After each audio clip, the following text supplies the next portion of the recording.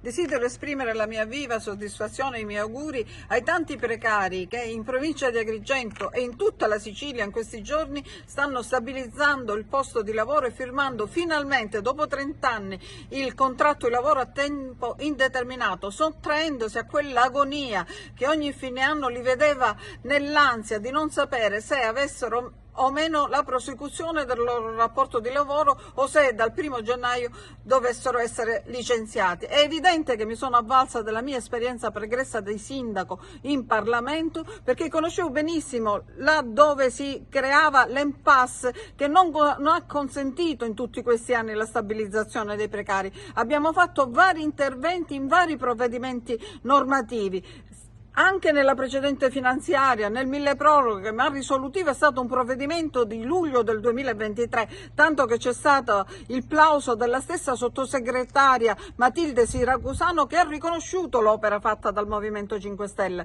Non solo, anche in questa finanziaria noi abbiamo ottenuto un emendamento, l'articolo 22 bis, a prima firma Aiello, controfirmato da me che ho difeso fortemente in Commissione Bilancio, con cui abbiamo stanziato i soldi per le stabilizzazioni, 500.000 euro per l'anno 2025 e 1 milione di euro dal 2026 a decorrere negli anni successivi. Quindi abbiamo fatto la norma, abbiamo messo i soldi e siamo lieti oggi che finalmente possiamo fare gli auguri di buon anno a tutti coloro che quest'anno saranno stabilizzati. Rimane Porto Empedocle, perché purtroppo il MEF ha dato un parere negativo alla nostra richiesta di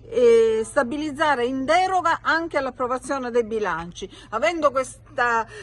negatività da parte del Ministero dell'Economia e Finanze, il Porto Empedocle non ha potuto ancora procedere perché non ha approvato i bilanci, ma ho incontrato i precari, il sindaco, il segretario comunale con il quale ci siamo intese per poter addivenire ad una soluzione il prima possibile, e sono sicura che anche per i lavoratori empedoclini sarà un buon anno nuovo.